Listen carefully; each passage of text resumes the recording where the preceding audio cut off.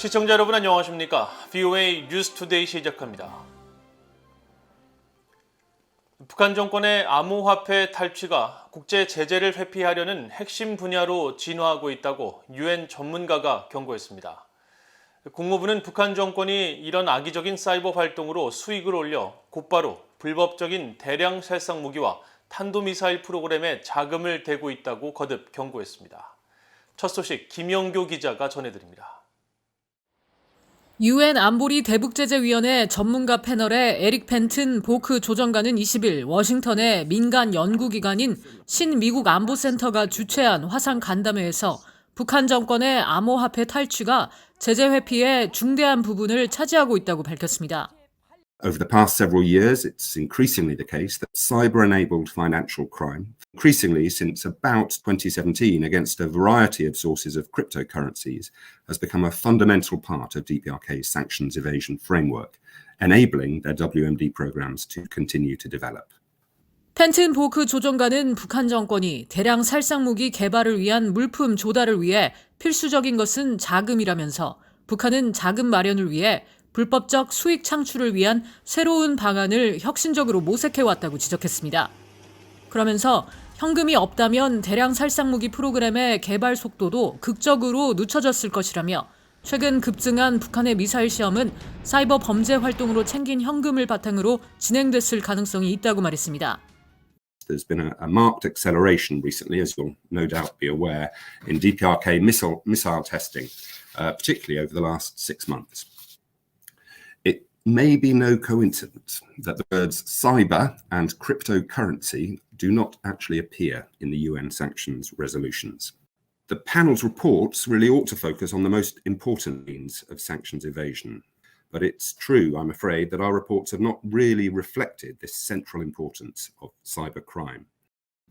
펜튼 보크 조종관은 또 현재의 상태로는 라자루스와 같은 해커 집단이 자금을 훔치기 위해 첨단 기술을 악용하는 게 너무 쉽고 위험은 너무 작다며 미국과 한국을 비롯해 국제사회가 정보를 공유하며 공동으로 적극 대응해야 한다고 강조했습니다. 국무부도 20일 북한 정권의 사이버 프로그램이 정교하고 기민한 첩보행위, 사이버 범죄, 공격 위협을 제기한다고 경고했습니다.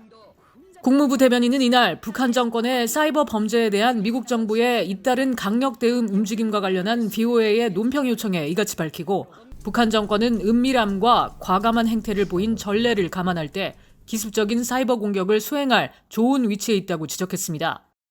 아울러 미국은 북한 정권이 악의적인 사이버 활동으로부터 벌어들인 불법적인 수입으로 지역과 전 세계 평화를 위협하는 불법적인 대량 살상 무기와 탄도미사일 프로그램에 직접 자금을 대고 있는 것으로 믿고 있다고 강조했습니다.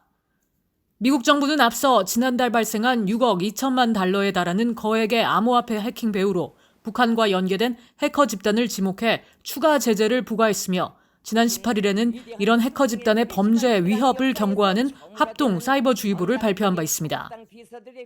국무부 대변인은 VOA에 미국은 동맹, 협력국과 함께 이 중대한 사안을 다루기 위해 계속 긴밀히 협력해 나갈 것이라고 강조했습니다.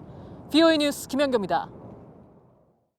한국의 윤석열 대통령 당선인이 방한 중인 성김 국무부 대북특별대표와 전격 회동한 데 대해 미국의 전문가들은 차기 한국 정부가 미한 관계를 중시하겠다는 신호를 보인 것이라고 진단했습니다.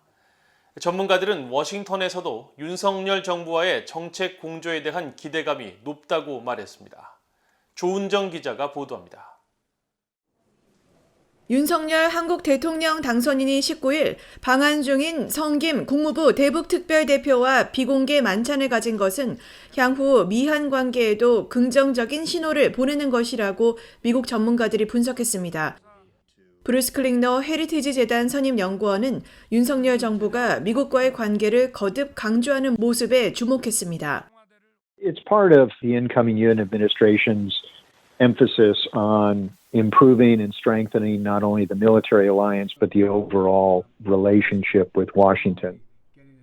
성김 대표와 윤석열 대통령 당선인의 회동은 당초 계획돼 있지 않았지만 김 대표와 친분이 깊은 정진석 한국 국회 부의장의 제안으로 정 부의장의 집에서 19일 깜짝 만찬이 이뤄졌습니다.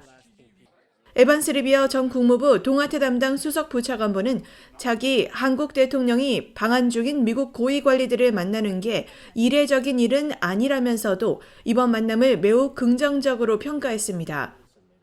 특히 성김 대북 특별대표가 20일 박진 한국 외교부 장관 후보자를 만나 바이든 정부가 대북 정책 추진에 있어 윤석열 정부와 긴밀한 공조에 높은 기대를 갖고 있다고 강조한 것은 워싱턴의 낙관론을 반영한 것으로 풀이했습니다. I just think that there's a lot of optimism in Washington, and that's reflected by Ambassador Sun Kim's comments that the Biden administration is going to work very closely and very well with the incoming administration. I think there's a good feeling about the new team coming into the Blue House and other ministries. 민주주의 수호재단의 데이비드 맥스웰 연구원은 바이든 정부와 윤석열 정부가 대북관 등 여러 사안에 같은 관점을 공유하고 있어 정책 조율에 대한 기대감이 있다고 평가했습니다.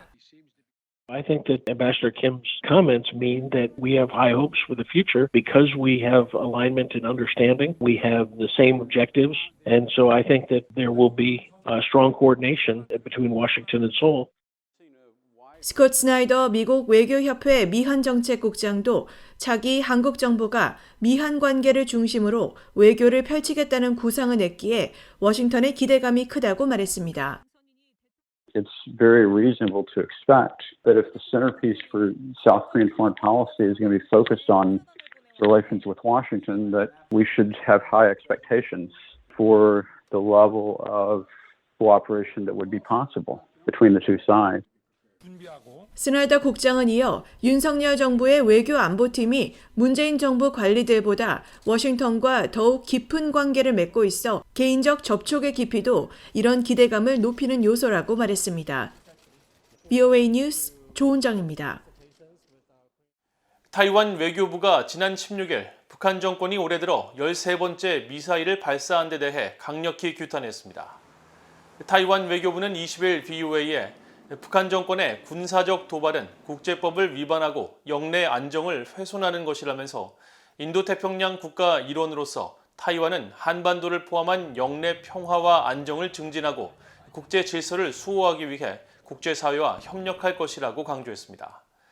독일 외교부도 이날 VOA에 북한 정권이 지난 16일 탄도미사일 2발을 발사한 데 대해 강력히 규탄한다면서 이런 모든 탄도미사일 실험은 유엔 안보리 결의에 따른 의무를 심각하게 위반하고 국제적, 지역적 안보를 위태롭게 한다고 지적했습니다.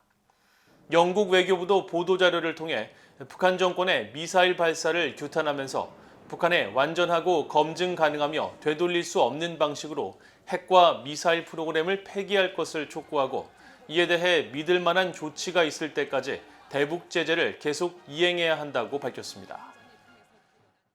북한 정권의 장기적인 국경 봉쇄 조치는 코로나 확산 방지 목적뿐 아니라 주민 통제를 더 강화하려는 조치로 보인다고 유럽연합이 평가했습니다.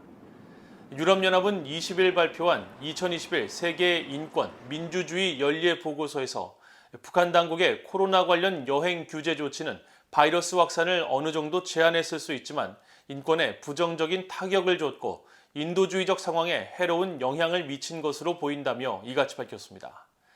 그러면서 북한 정권의 봉쇄 조치는 정보 접근 제한과 인구 대부분이 생계를 위해 의존하고 있는 비공식 시장 거래에 참여할 능력을 더욱 제한해 국가의 권위를 강화하려는 전략의 일환으로도 보인다고 평가했습니다. 또 식량 수입 감소, 시장 활동 약화, 국제기구들의 지원 사업 중단이 북한 당국의 부실한 경제 관리 등과 맞물려 북한 내 식량 불안정을 더욱더 악화시켰다고 지적했습니다. 보고서는 유럽연합이 유엔에서 북한 정권의 심각한 인권 침해를 강조하는 데 주도적인 역할을 하고 별도로 북한의 고위관리 2명과 기관 1곳 등에 대한 인권 제재 연장 조치를 내렸다며 하지만 북한에서 국제기구 직원들이 철수함에 따라 북한에 대한 EU의 인도적 지원과 식량 안보 사업도 계속 중단 중이라고 밝혔습니다. 스위스의 제네바 안보정책센터가 오는 11월 동북아 안보 반관 반민 회의를 개최할 예정이라고 밝혀 북한이 참석할지 주목됩니다. 제네바 안보정책센터는 20일 VOA에 제9차 체르마트 안보회의를 오는 11월 1.5트랙 형식으로 개최할 예정이라며 참가자들을 회의 전 적당한 때 접촉할 것이라고 밝혔습니다. 이 회의에는 과거 남북한과 한반도 주변국의 정부 관료와 민간 전문가들이 참석해왔으며 북한은 2018년까지 이 회의에 참석했지만 코로나 바이러스 사태로 인해 2년 만에 온라인으로 재개된 2021년 회의에는 참석하지 않았습니다. 제네바 안보정책센터는 북한을 비롯해 한반도 갈등의 모든 당사국과 대화를 유지하고 있다며 그러나 코로나 바이러스 팬데믹 이후로 북한과 공식적인 대화가 없었다고 밝혔습니다. 이상으로 VOA 뉴스투데이를 모두 마칩니다. 시청해주신 여러분 고맙습니다.